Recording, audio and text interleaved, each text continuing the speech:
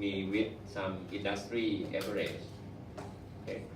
You don't need to collect the industry average for every year, but if you can maybe come up with some industry average number from any report, and then you just draw the line, the horizontal line, that say that this is the industry average for this ratio, something like that. Okay, so we know whether the firm do better or do worse than the industry average. Okay. Yes.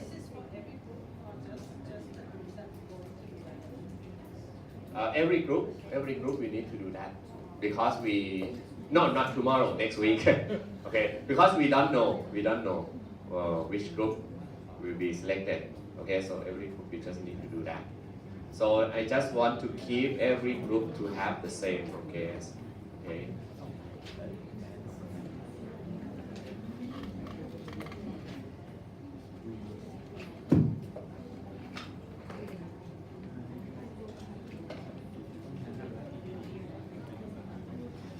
Oh, and by the way, another thing, I also would like to know what is the name of the company that you are going to analyze. We have AOT, we have DH, and then we have what?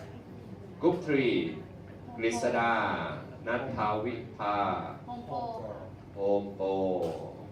We have Home Pro, and then we have Nat Chuda, Inida. After you, and then Asano, Charita, Ishitan. Okay, so let's see. Okay, who is going to be the next presentation next week? Okay, today I'm not going to tell you which group is going to present. Okay, so don't forget, next time is all about ratio analysis. Okay, you need to do some analysis, but and anyway, I think you also need to maybe need the knowledge that you learned today and also maybe tomorrow to help you to do the calculation. Okay, now apart from OPM, GPM, and NPM, you also have some other ratio. Basic earning power is the ratio that is not popular, okay? But it's just shown in the textbook, so I just put it there. Basic earning power ratio is just the EBIT divided by asset, that's all. Okay, so as I say, you can have any kind of ratio that you want, depending on what you want to measure. But anyway, the ratio that most people calculate is the return on asset and return on equity. Okay, return on asset and return on equities. Return on asset is the amount of return that you have with respect to the total amount of asset. Therefore, you would like to measure that, okay, today we put 100 investment in a firm. How much return you get from that investment? Okay, that is the return on asset. And return on equity is the return with respect to the amount that you invest as equity holder. Okay. So if you want to compare this kind of return, ROA or ROE, with the return you get from maybe deposit money in a bank account, which one are you going to use to compare it? Let's say that if you have $1 million, then you invest it in the saving account, then you earn 1% return per year. And if you compare it with ROA or ROE, which one do you think is more appropriate? ROA is a percentage that you get from the whole investment in the firm as an asset, but ROE is the return that you get from the firm if you are an equity holder. So, which one are you to use? ROE. Okay, so you may use ROE. Okay, because ROE is the return based on the amount you invest, but ROA is the return based on the total asset that the firm has, and the total asset that the firm has include debt as well. Okay, But anyway, even though I say that you can compare ROE with your saving account, this statement is still wrong. Why? Because ROE, return on equity, equity value is the value of who? When you see equity value in the balance sheet, equity value is the equity value of whose investor? Is the value that you can buy PTT now and then you get ROE or not? If you buy PTT at 50 baht per share and if you see PTT has a ROE equal to 10%, then it means if you invest 50%, 50 baht per share in PTT, you are going to get return of 10% per year. Is it true or not? No. No. Why? Because it's calculate to the value of IPO. Oh no, it's a par. It's nearly. Because ROE is calculated based on book value. It's not based on market value. Okay? But if you calculate net earning divided by market value, that is the thing that you can completely use to compare with the bank account for sure. Okay? Because if you have net earning divided by market value, it means that you are going to divide it by the current share price, and the current share price is the amount of investment that you can spend to get the ownership of a certain firm, right? But most of the time when you compute ROE, we don't compute ROE based on the market value of equity. We compute ROE based on the book value of equity. Therefore, when we say book value of equity is the value of the equity holder that invest in the firm for a very long time. Okay, it's not you. It's someone that invests in the firm for a long time. It's someone that buy the firm at the IPO. Okay? Are you okay? So when you see ROE, that ROE of this firm is 20%. That 20% cannot be directly compared with 1% of bank account. Okay? Okay? Because ROE is calculated from book value per share. Book value or not per share, maybe book value, the total value of the firm, but the book value, not market value. Okay? Are you okay?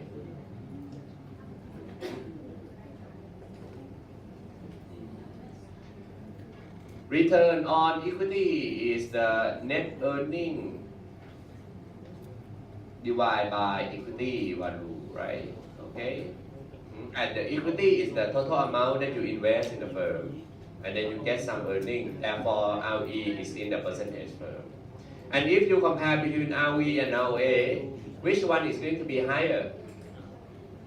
ROE is definitely higher. Why? Equity is a subset of your asset, right? Because asset comprise of equity and debt.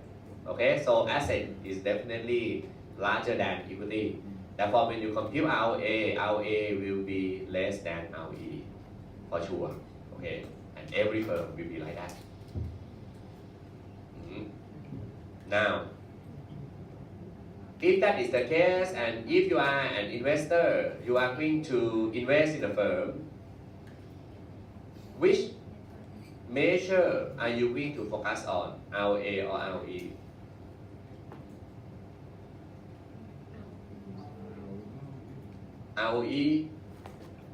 ROE is the return on equity. You would like to focus on this one because you may feel, okay, if the return on equity is very high, then it means that if you buy this stock, I will get a lot of return. I mean, I can convert my cost into earning every year a lot, right? You may feel it that way. And do you think that investor feel that way too? Yes or no? If you say no, why? Because the worth. What? Consider what? Capital gain. Actually, capital gain a capital gain, actually capital gain come from ROE as well. If you say that investor care about capital gain, a firm with high ROE tend to be the firm that tend to have capital gain as well. Okay, because if you have high ROE, you can generate a lot of return. So why not? Why the firm doesn't increase that? But anyway, when you say that you don't think investor care about ROE, why? Because the overall value could come from liability. Come from liabilities, and that is the key point. Okay, because we say that ROE will be definitely be greater than ROA, right? But if you have a lot of debt, you tend to have high ROE, right? If you have a lot of debt, let's say that this is your asset, this is debt, and this is equity. And if there is two firms, this is firm A, this is firm B, and firm B has a lot of debt, this firm has a really low equity. And let's say that these two firms has the same net earning. Okay, net earning is the same.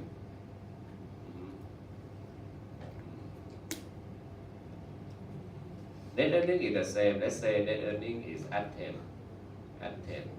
And let's say that this total asset is equal to 100. Therefore, ROA of these two firms is going to be equal to 10%, right? But ROE for firm A will be definitely be less than ROE of firm B, right?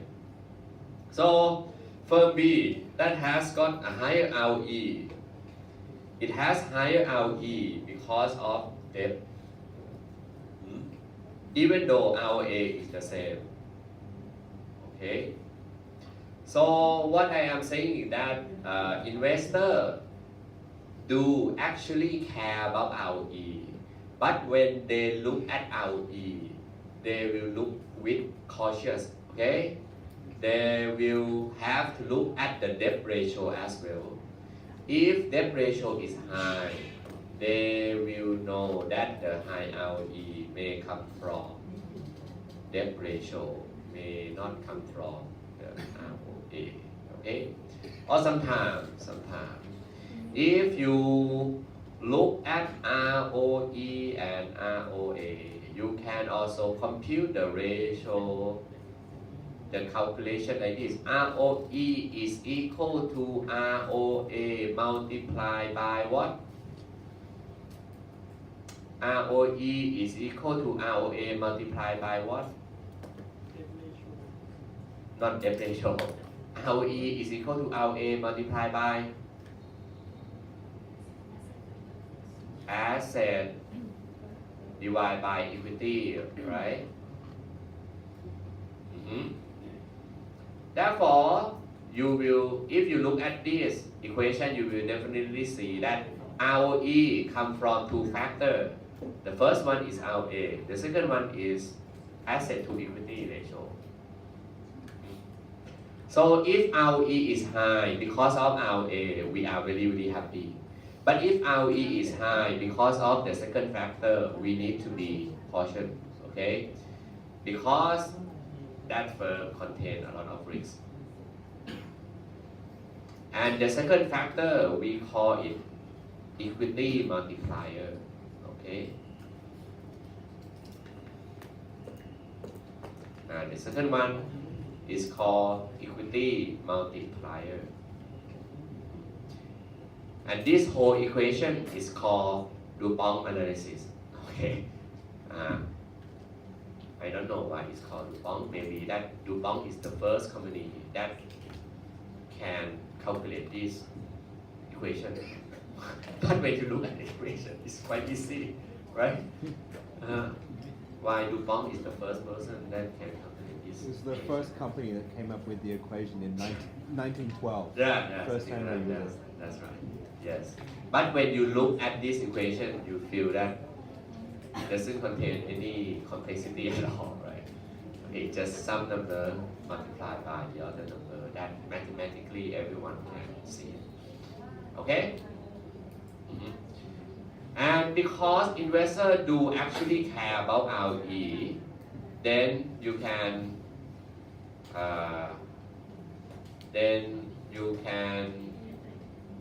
have a look at the performance of the firms. Let's say we have a look at the firm in Thailand, and let's say I search for PTT stock. Okay, and let's say I look at the financial statement and highlight now.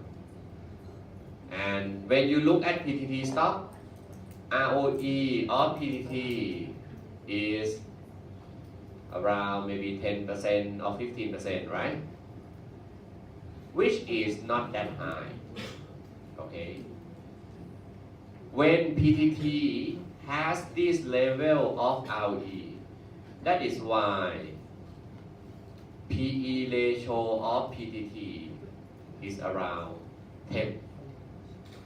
Okay. At this point, you may not know what is PE, but let's maybe consider this first. And if you look at the other firm, let's say Home Pro, okay, let's say Home Pro. And when you look at the financial statement highlight, you will see ROE of Home Pro is at 25% on average, right?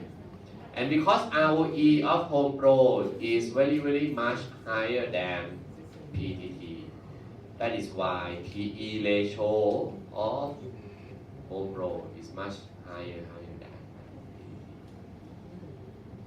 Okay, so what I say is that investors still look at ROE. Okay, if the firm has high ROE, we will give more value to that firm, okay? Because that firm can generate a lot of profit. And when we invest in some money, it can convert that money into net profit at a higher proportion, okay? Now you may come up with some question that what is PE ratio, what is PBV ratio. Now, before we go that, okay, let's have a look here first. Earning per share. Earning per share is the net earning divided by what? Net earning divided by number of share, right? Number of share. How many shares that the firm has? Payout ratio is the ratio of what? Payout ratio is the ratio that the firm pay dividend.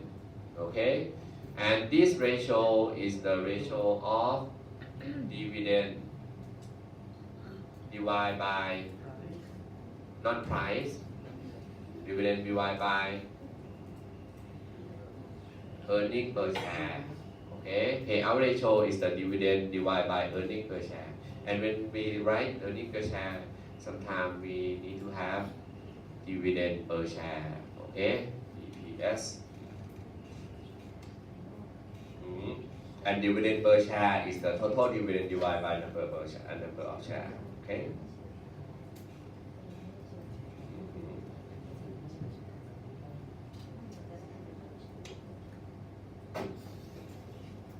Dividend per share divided by earning per share. So payout ratio is the number that may be 20%, 30%, 40%, 90%, or 100%, right? It's the ratio that have the value between 0% to 100%. Can the firm pay zero dividend? Yes or no? Yes, right? Some firm don't pay dividend even though it has a lot of profit. Okay? Some firm pay the whole dividend from net earning. Okay? But most of the time, on average, firm will pay dividend of around which one? 40%. Okay, 40% or 50% is the average number of the payout ratio.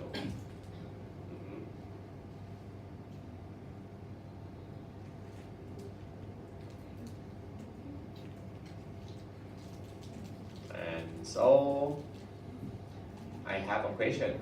Do you like stock that have high payout ratio or not? Yes or no? Some students say no. Why? Why you don't like dividend? Hmm? Why don't you want company to pay a lot of dividend from net earning? Hmm? You can't use that money for investing in something else. Devalue the company. Because if firm pay a lot of dividend, it means that the firm will have less capital to expand the business, right? Okay, and when the firm does not have money to expand or to grow, it means that the earning of the company will be the same or go down. There is just only two ways, the same or go down. Okay, there is no way to increase. And therefore, when the firm pay a lot of dividend, investor will normally don't like discount firms. And investor will be okay if the firm pay a very high payout ratio. If investor think that the firm is in a mature market, okay, or if investor think that the market that the firm is in the market that no competition, or is the market that the firm get a very guarantee profit, guarantee revenue, and there is no chance that the firm can grow, or no chance that the firm can invest in some new project. Therefore, investor will prefer the firm to pay dividend in that case. Okay? Now, if you don't want the firm to pay a lot of dividend, when you look at the price of the firm that pay a lot of dividend will be high or low? Price of the firm that pay a very high dividend will be high or low? Low. Will be low, right? Because firms pay dividend a lot and firm don't have money to grow, therefore price of the firm will be low. And therefore, when we talk about price of the firm, sometimes we have dividend or DPS divided by price per share, and this will be called dividend yield. Okay, dividend per share divided by price is the dividend yield. And when we have dividend yield, and when you say that if the firm pay a lot of dividend, price will be very low, dividend yield is high or low? Dividend yield is high. Right? And actually, if you want to compare between the investment in bank account or the investment in fixed income, you can use dividend yield as a comparison. Because dividend yield is the term that measure how much dividend you get if you invest in the firm at that price. It's just the same as how much you get as interest when you put your money in a bank account. Okay? I'm sorry, what's the price of the company, please? Price is the market price. Price of the stock. Price of the stock. Price that investor trade in the market. Accumulated amount of the total shares. Total share. Total, like the whole amount of share price.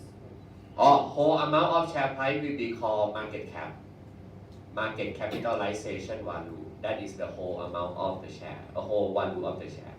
And you can also use that as a calculation as well, because if you have price per share multiplied by n, and the both one will be the total dividend in number.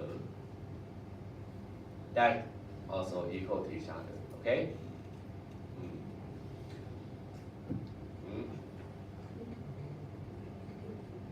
And when you see the stock has high dividend yield, do you want or not? Before you say that you don't want the firm to pay a lot of dividend, I don't want dividend. But if you see the firm has a very high dividend yield, do you want to invest in that firm or not?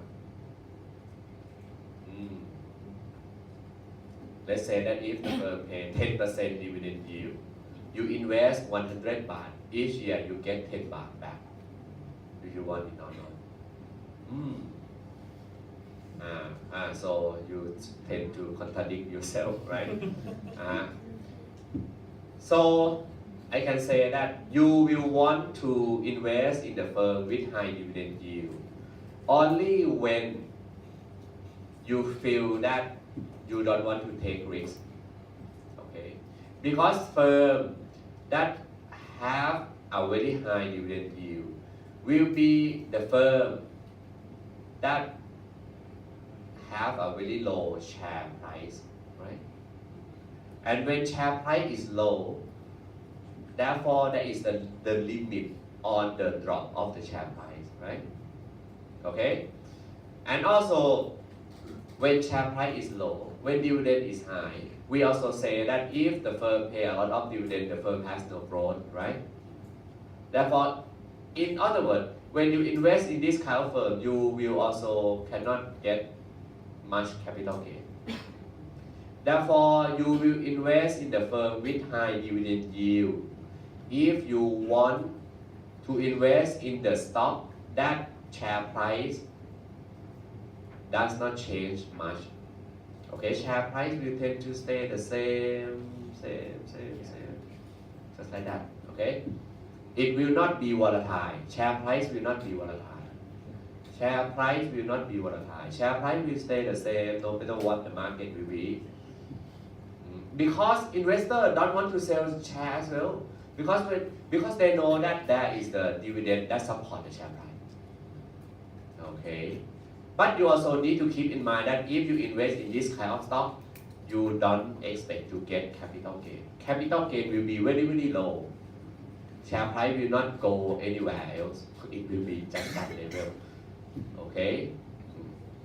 For example, if maybe how can I look at it? Maybe if we go to Bloomberg, and if I search,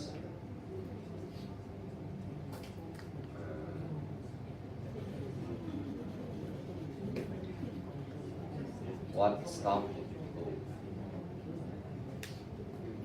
Let's say, can you imagine that what kind of stock that pay a lot of dividend? Maybe utility firm, okay, the firm that maybe have the utility. And let's say that in Thailand we have maybe TTW, Thai Tap Water, is the firm that provide water to people around Thailand. Okay. Now and then you will see that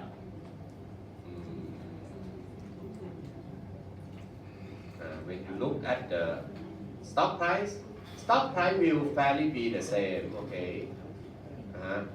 It will be just between 10 to 12, 10 to 12, and then it tends to be just only this range, okay? And if you look at dividend yield here, dividend yield is quite high, nearly 5%, okay? Yeah, dividend yield is around 5%. 5% is high for stock, okay?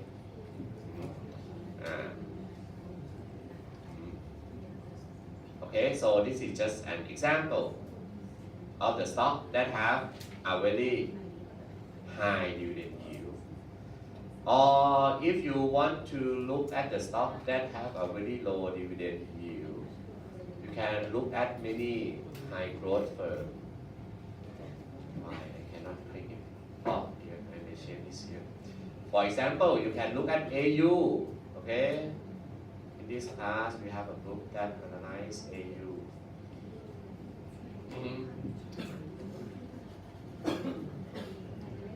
Okay. Look at AAU.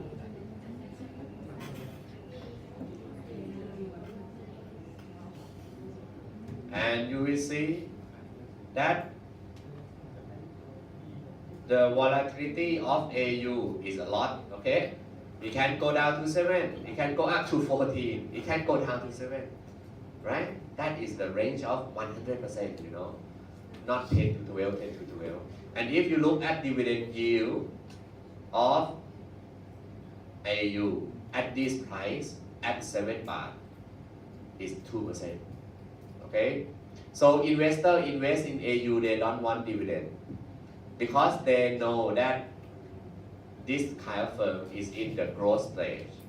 They don't want the firm to pay a lot of dividend, and they are okay if the firm pay low dividend. And when you invest in this kind of firm, you need to bear in mind that the price volatility will be a lot. Okay? Why the price volatility is a lot? Because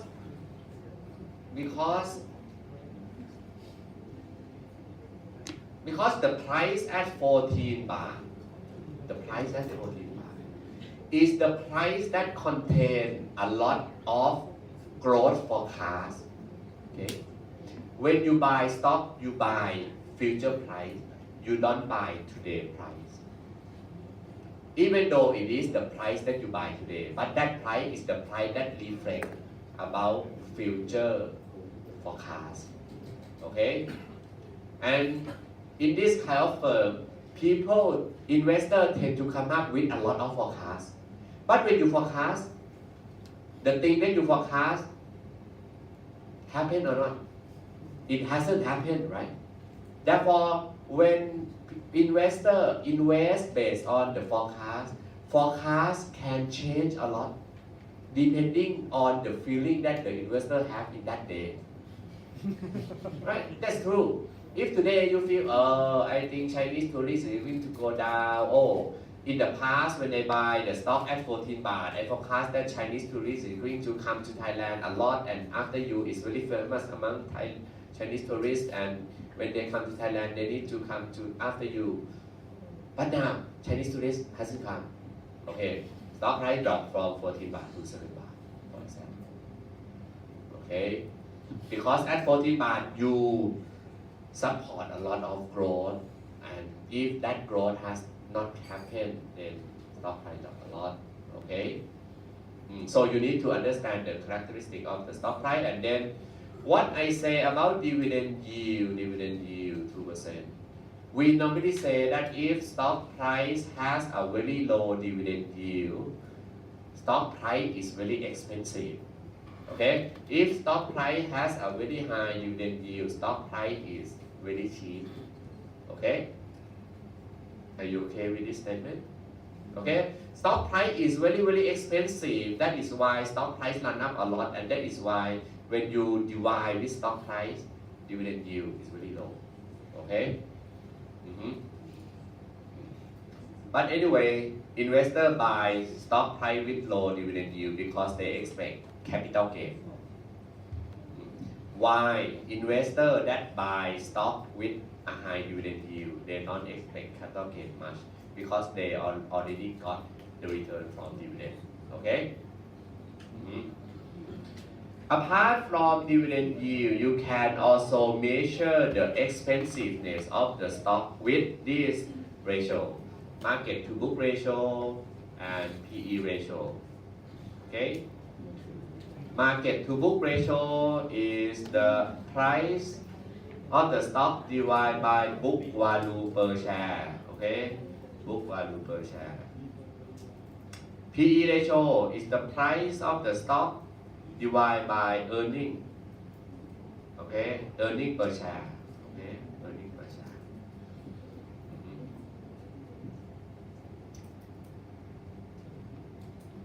And if you understand ROE, you will know that ROE is calculated from earning per share divided by book value per share. Okay, ROE is calculated from earning per share divided by book value per share. Therefore, if the firm has a very high ROE, that firm will tend to have a very high price when it compared to book value. Okay? Okay? So I want you to know this relationship as well. Firm with high ROE will normally be the firm with high price per book value.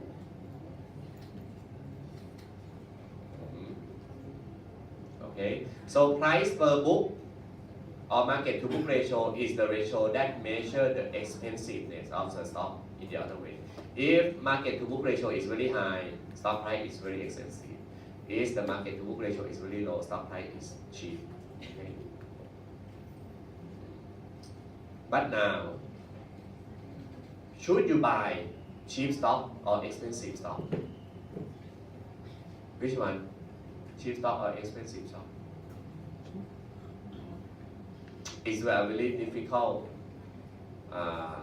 question, because most of the time when we buy something, we normally want to buy at a cheap price. Okay, we wait for a discount. Okay, and then we think that when we buy a cheap price, we get we may get some return, a lot of return in the future if we buy a cheap price. But in the world of investment, cheap mean low quality. Okay, expensive mean high quality.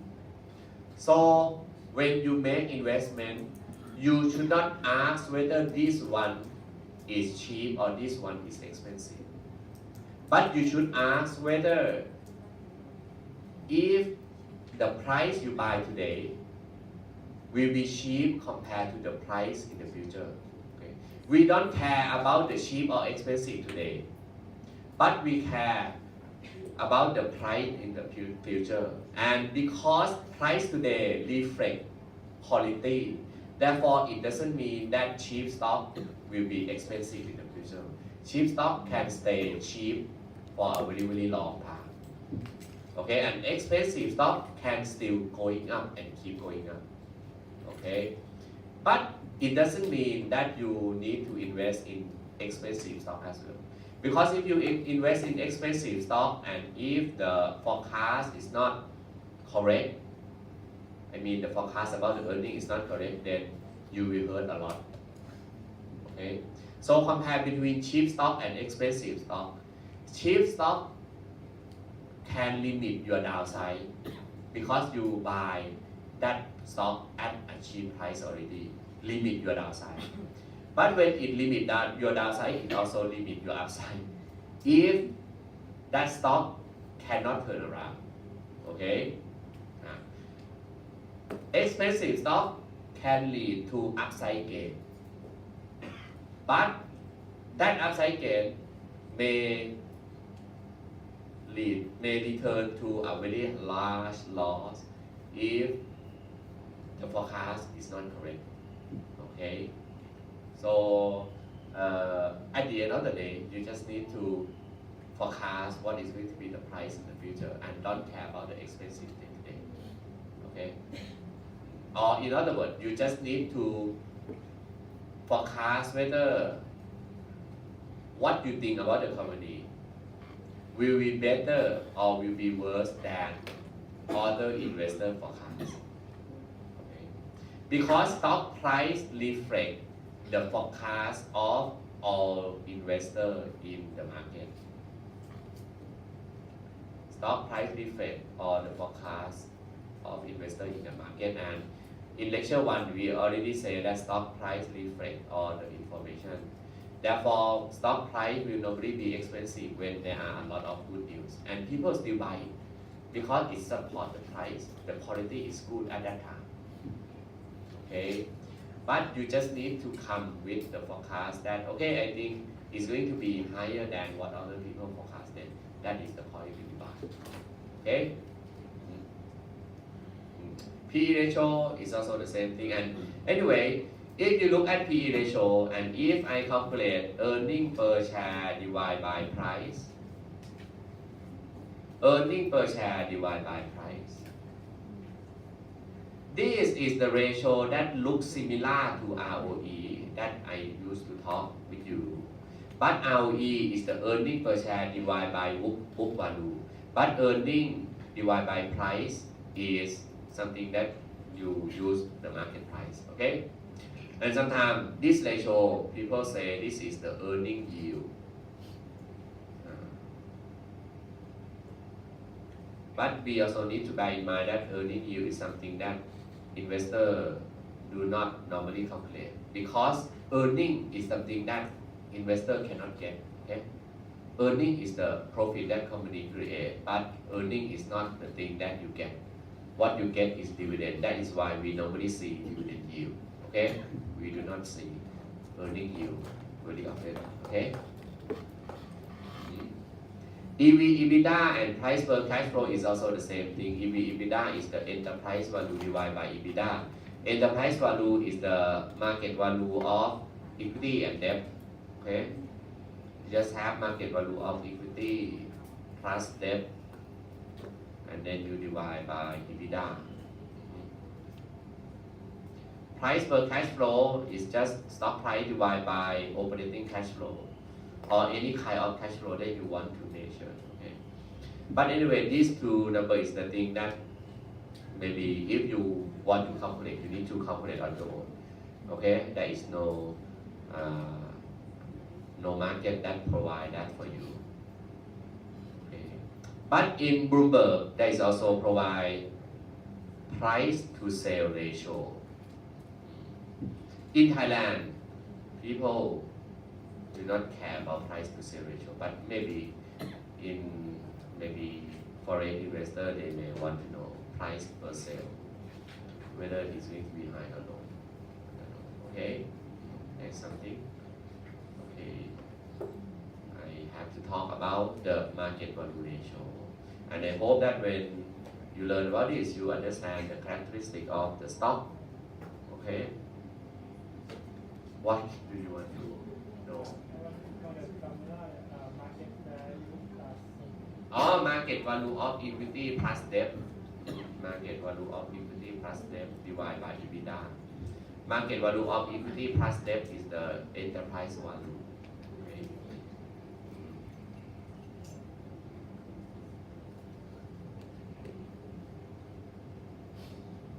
So when you look at the stock price expensive or cheap, you have to look at this ratio. Don't look at the price. Price doesn't say about cheap or expensive. Okay. Stock price 100 can be cheaper than stock price at 1. Okay. I hope you understand about this statement. 100 is cheaper than 1. It depends on this ratio. Okay. Because it depends on what you gain from that price. Okay, so I skip this part, okay, because I did not provide you with the English version of the condition statement. Okay, but anyway, when you calculate the ratio, you need to compare it over time. That is called time series comparison. Is the compare over time. And sometimes we want to compare it with other company or with industry. We call it cross-sectional comparison. Okay, cross-sectional comparison. And when you have cross-sectional comparison, if you can collect the information, then you may collect the ratio of industry that change over time. But as I say, I don't want you to do this because it requires a lot of time. You need to collect a lot of information from many communities. So what I want you to at least have is that maybe you can have some industry average number. Okay, you can search from Google and see what is the industry average number for the company in that industry around the world. Then you write that horizontal line as the industry average. That would be fine. Okay, for the discussion in this class. Okay.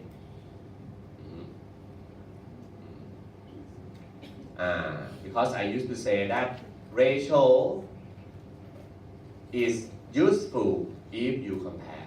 Okay, if you don't compare, ratio is not useful. Okay, but and when you compare, you need to compare with yourself in the past, or you compare with other companies. Okay, and sometimes when you compare between companies, because different companies have different number of sales, have different number of assets. Therefore, you need to do common size. Okay, common size is the thing that you assume that if sale equal to 100%, what is going to be the cost, the expense, and whatsoever. Okay, so we just assume common size, and in this case, we can compare among different companies because we have already rebase all the number into the same number, which is 100%.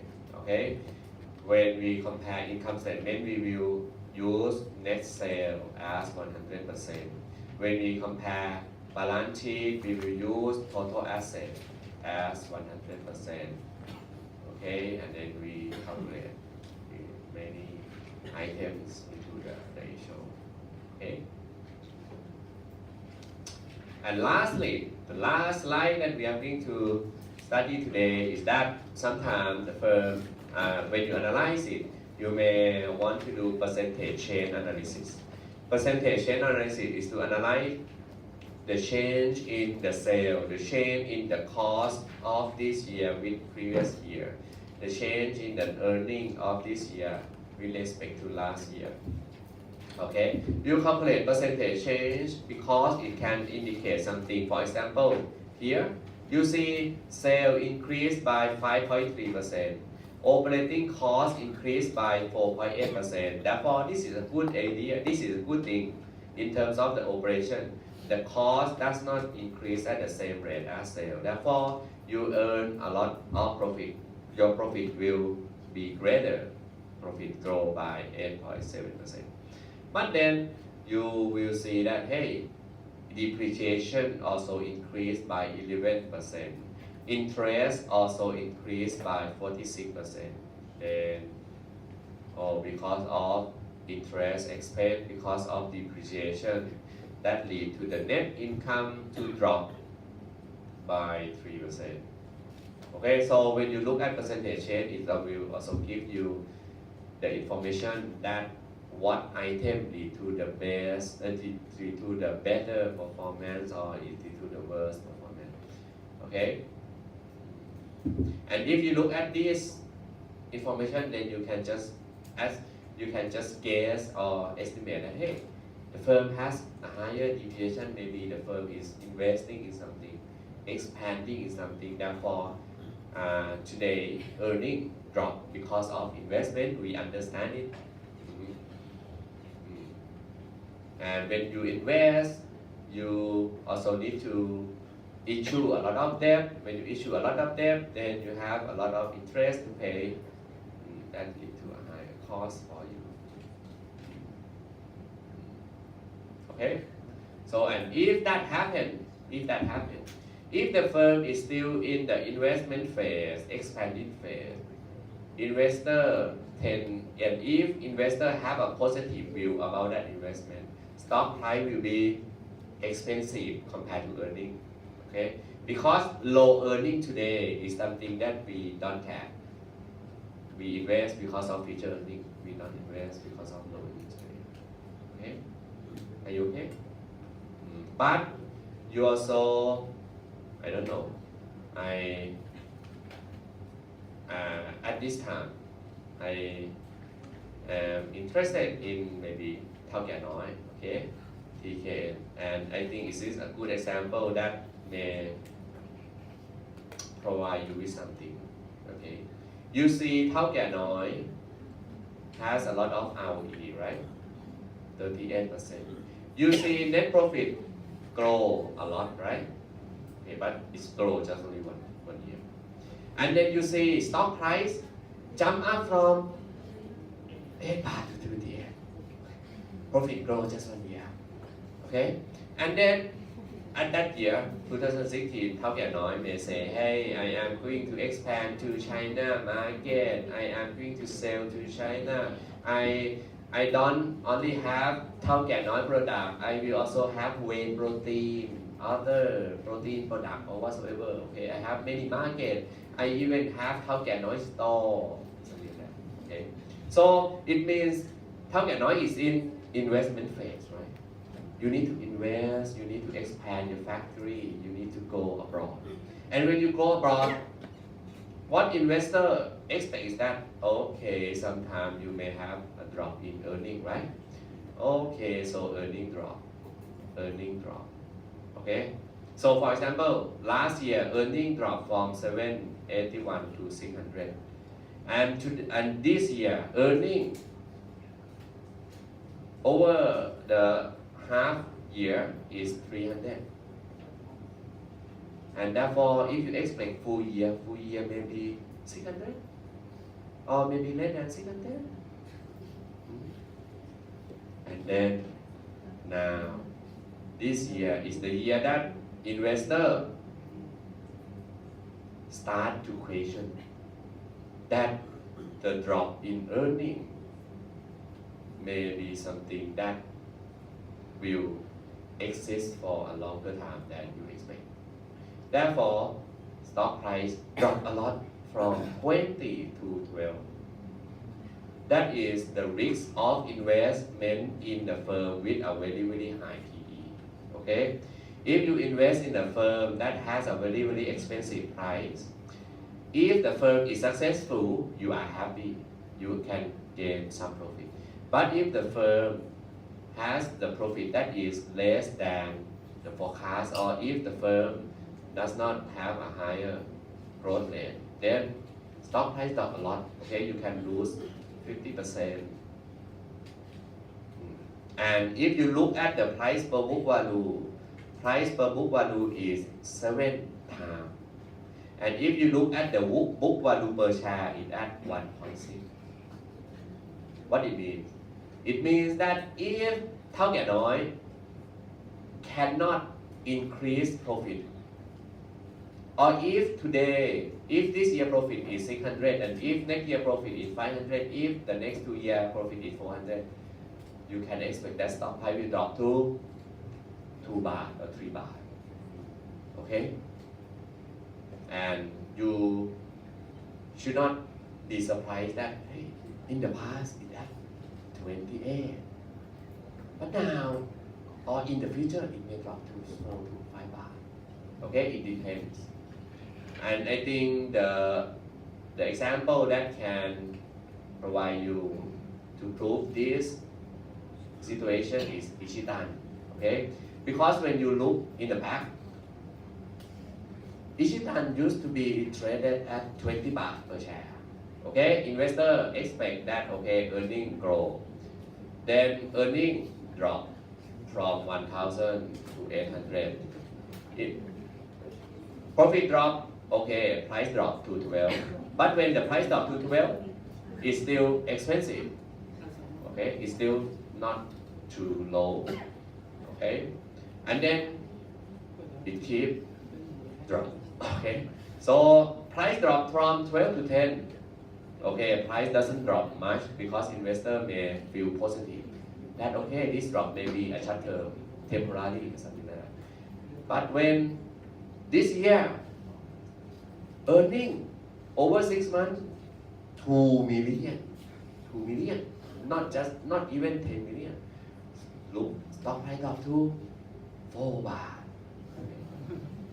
And 4 baht now is even lower than book value per share. Okay, it dropped from 20 to 4 baht, and 4 baht is now lower than book value. But if you need to analyze and if you need to come up with some idea, are you going to buy Ichitan at 4 baht? This is a good buy, not sure. But I am pretty sure that buying at 4 baht is better than buying at 12. Because buying at 12 is at a very high PBV, right? Okay? But 4 baht is at 0.9 PBV. You buy at the price that is below book. If you think that Ichitan can still sell the product, and if you think that if Ichitan can maybe at least it may be able to get the profit of around 200 million or 300 million in the future, stock price can move from 4 baht to 12 baht very easily, right? So when you see 4 baht, it doesn't mean 4 baht is not a good baht. Because 4 baht is already below book value. Even though stock price, even though the company is very, very bad this year, it doesn't mean that it will be bad forever. Okay? But anyway, if you buy Ichitan, it's also very risky. Okay? Because you buy the company that the product may be in a downward trend. I am not sure. You just need to ask your friend, ask your family whether we still buy green tea beverage or not. If we still buy green tea beverage, or if you think that Ichitan is going to come up with a new product that is going to catch the market, the interest of the market, then it can easily reverse back to the baht, and you can earn 2 times, okay, 2 times the price you invest. Okay, so today I will end the lecture here, and I hope you are happy. And next time or tomorrow we are going to study lecture 3, and we may have some workshop about the ratio, okay, for you to make some discussion. Okay.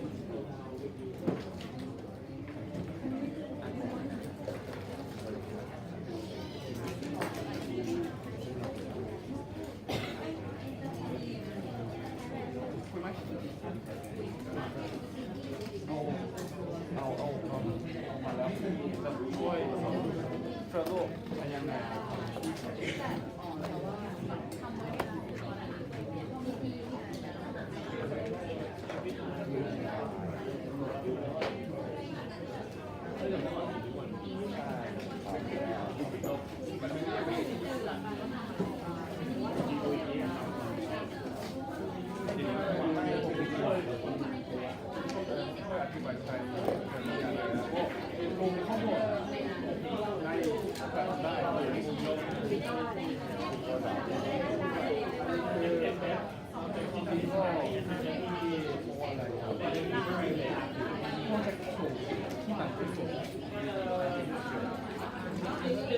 จะให้อธิบาย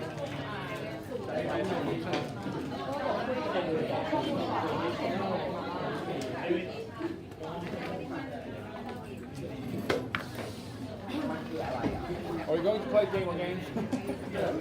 No.